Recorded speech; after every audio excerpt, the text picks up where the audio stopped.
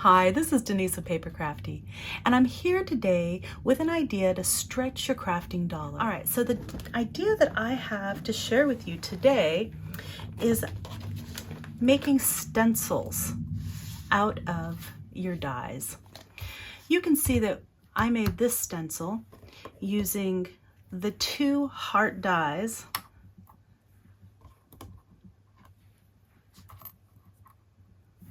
from this Elizabeth Craft Designs 2103 Sidekick Essential 31, which is the postage stamp page.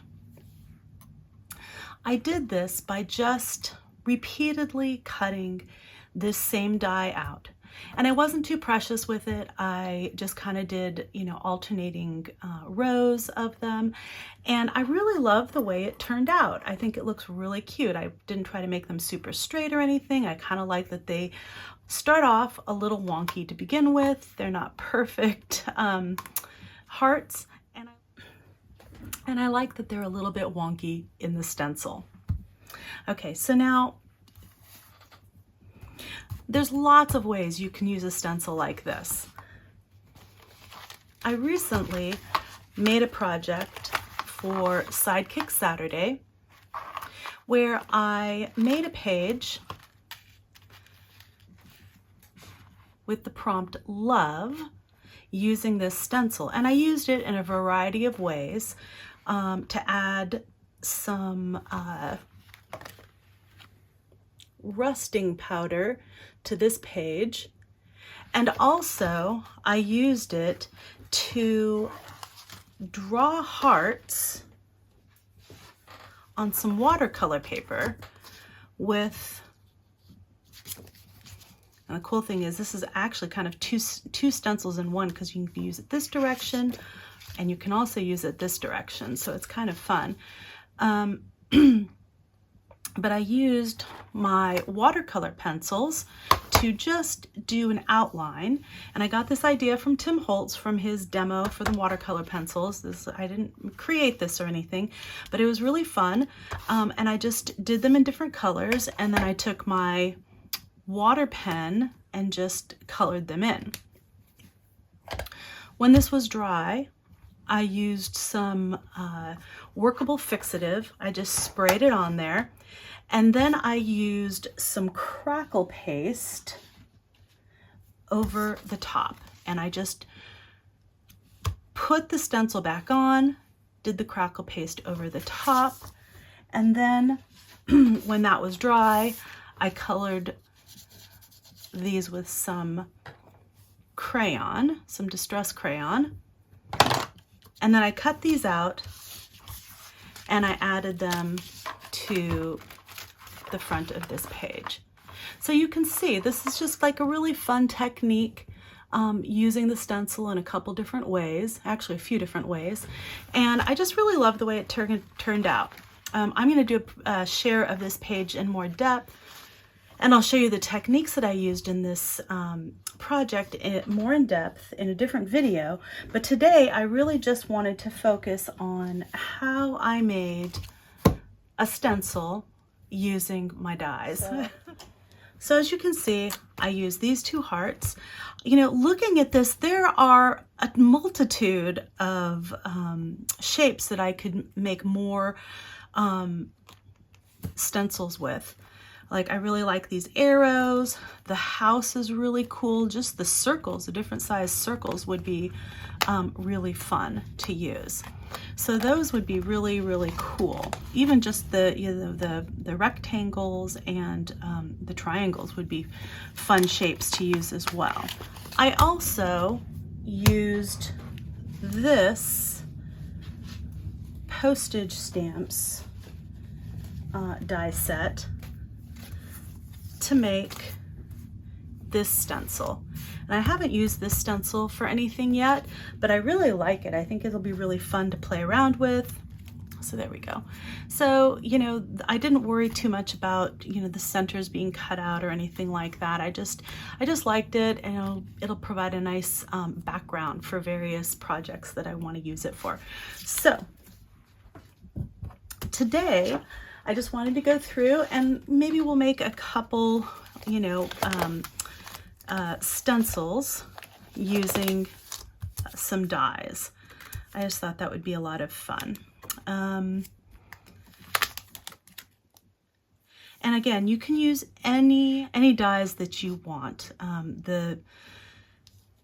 I mean, really, there's just so many ways that you can use this method to create really, really cool effects. So let's see. I think this would make a really cool stencil. I actually kind of like these. These would be really easy to use.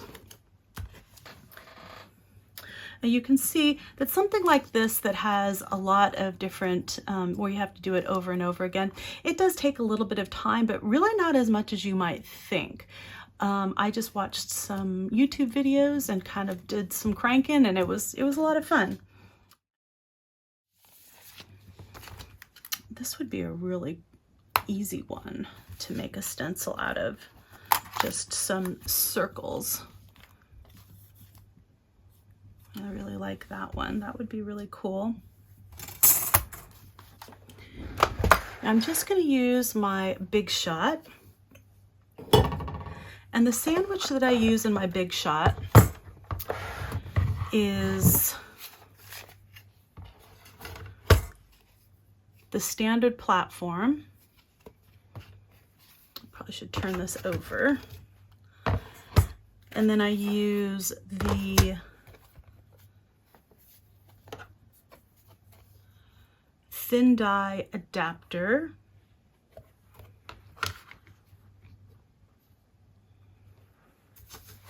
And then I use the precision base plate. And then I use the top plastic sheet.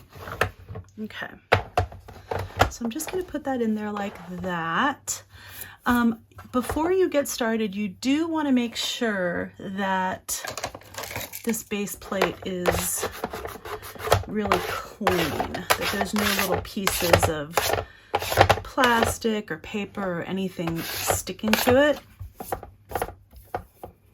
because those will make indentations. And I'm just going to go over this very quickly with my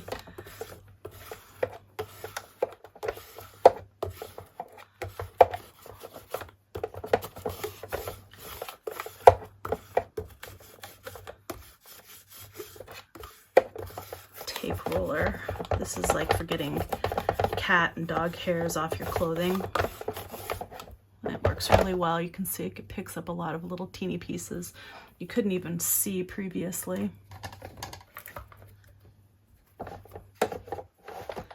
Okay, and these don't line up perfectly, you can see here. This is much longer, so I just kind of, you know, make sure they're all even on the bottom. The material that I like to use best for this is just, this is I think from like a Mead binder. This is just like a divider in between, and you can see that it's pretty see-through. It's pretty sheer. I like that about this. It's not one of the super thick plastic dividers. I think you could probably use a thin one like this too. These are just from my kids, you know, things they were going to throw away. So I'm just kind of repurposing them. So I think you can use one that's kind of thin like this, especially one that goes inside of a binder that has the holes. One like this might work as well. This doesn't have the holes, but you can actually feel that this one's a little bit thicker. So like these kind that actually have the holes are a little bit thinner. I think they would work a little bit better. I'm looking at this one here, and this one's kind of thin. So even though this has, you know, this has like the prongs and stuff inside, this one's okay. You know, you try it, see if it works, especially if it's just something you're going to throw away anyway. You know, if you've used it or your child has used it, and you're just kind of getting rid of it otherwise. You can also use these. These are kind of see-through. These are almost like sheet protectors, and this will totally work. You could even just use sheet protectors. I like that this has some color to it, so you can see if it's on white paper where you're placing it. However, this is going to be much thinner, so you know, you might not be able to do some of the techniques that you'd want to do with a thinner material. You can see this one is pretty thin. You can actually see the pocket on the interior. This one will definitely work. This is a new one. This is Oxford. I think I got it, you know, when school started at Target or Walmart, something like that. Okay, so I'm going to use this one because I really like this one, and I've been using these. All I do is take my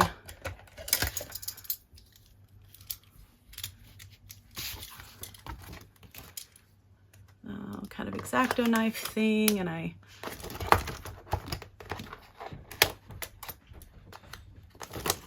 cut along this pocket here.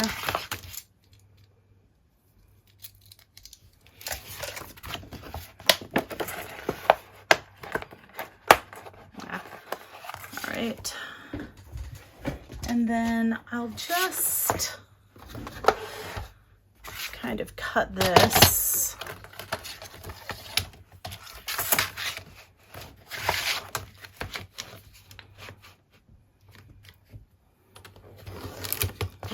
Try to even it up a little bit.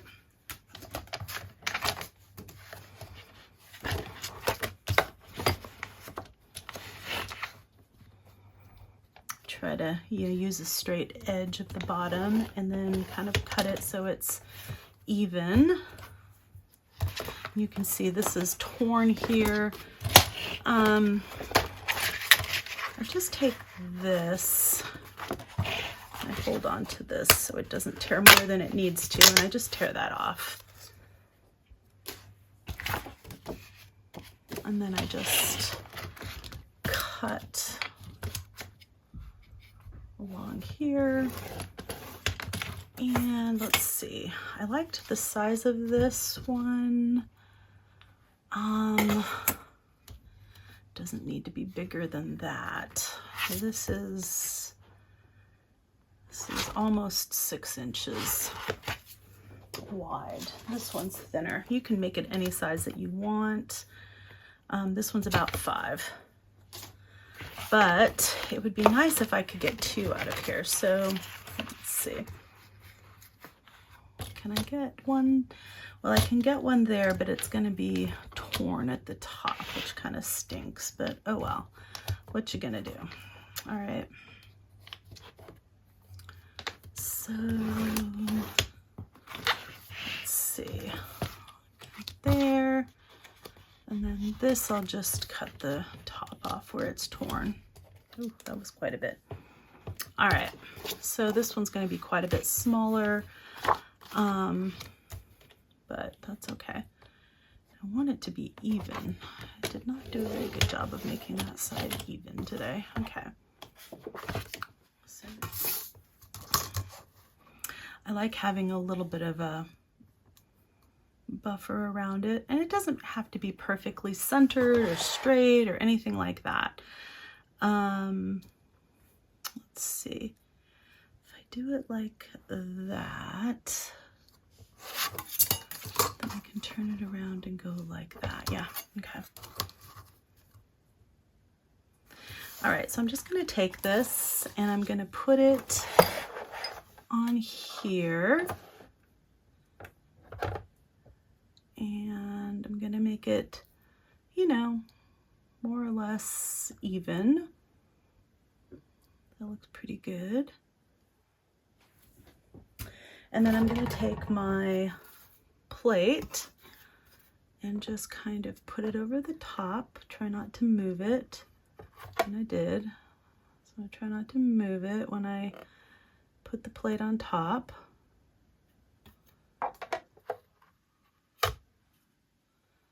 Okay, and then I'm just going to go through.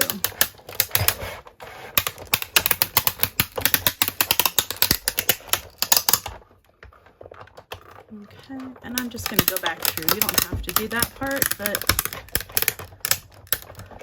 because I'm working on a table, it's just kind of easier for me to do that. I'll take this off. And you can see most of them fall right out.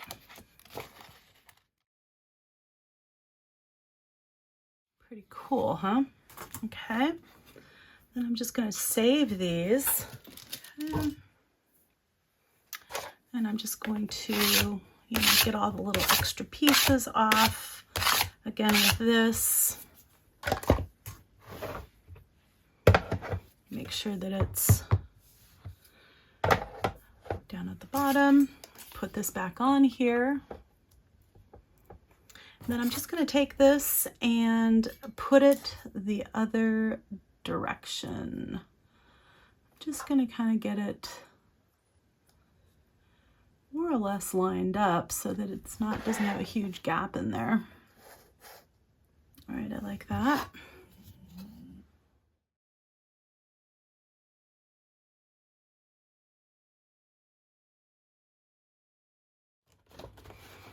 So you can see how cool that's going to be as a stencil to use on projects. Isn't that awesome?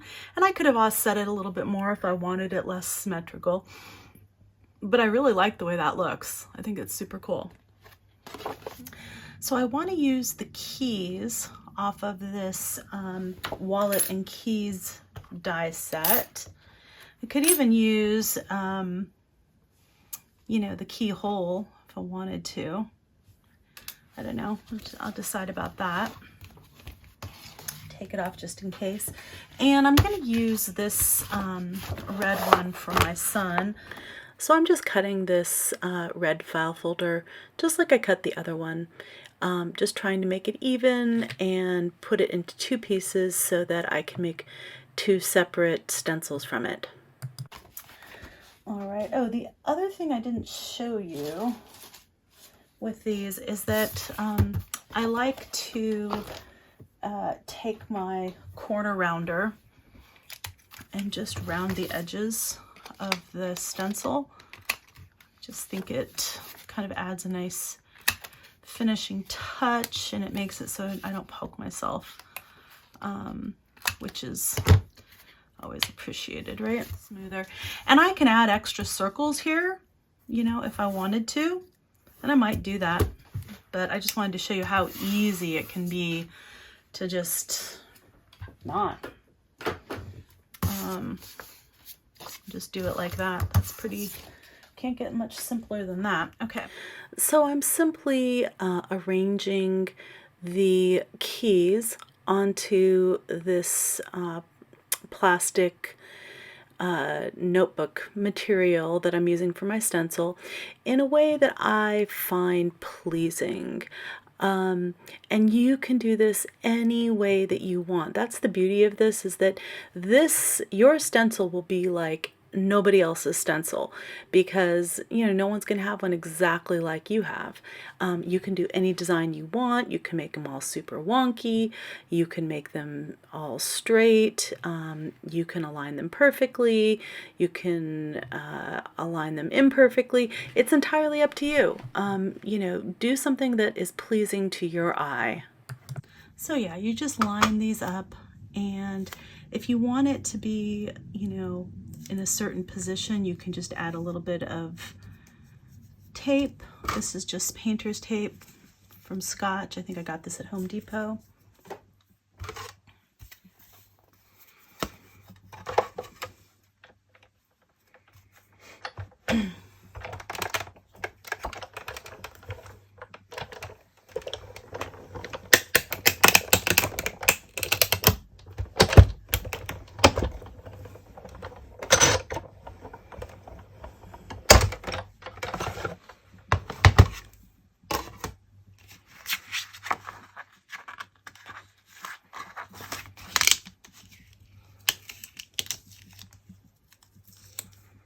And you can just reuse the tape.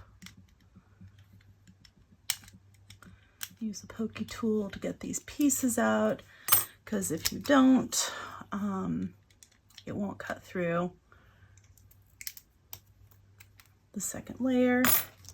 Then you have these red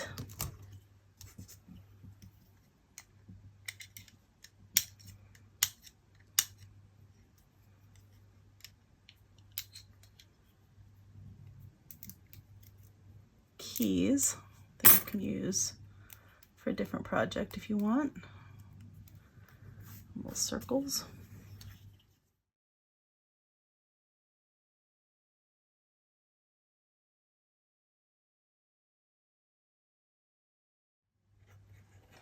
I'm just going to do those 3 for now. All right, so this is the point where you queue up a good video or Netflix, and you just start, you know, cutting. Just keep on repeating it, alternate the keys, or whatever die that you have or dies that you have, and come up with a fun arrangement that you enjoy.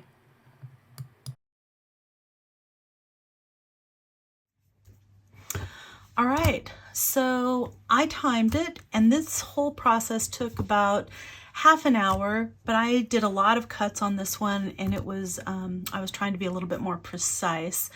But I really love the way this turned out. This is going to be a great background for, you know, tags and journal pages. So I'm super duper excited to have this. And I just did it with these 4 little dies, and you also get these cool little, you know, whatever shape you use, but in this case it was the keys. So in whatever color you have, this one's red. So I hope that this gave you some ideas and ways to look at the dies that you have in your stash and see how else you can use them, and how you can you know, stretch them and make them work for you so that you can have more options for using them in your projects. I'm going to be showing how I use these stencils in future videos, so I hope that you stick with me. I want to thank you so much for joining me today. If you found today's video helpful, I hope you give it a thumbs up, leave me a comment. It really does help my channel. And if you like this kind of content, consider subscribing to my channel. I really hope that you try this technique. It's super cool, and you end up with a stencil that's uniquely yours. Nobody else will have exactly the same design. So get creative, personalize it, and have fun. Most importantly, craft on.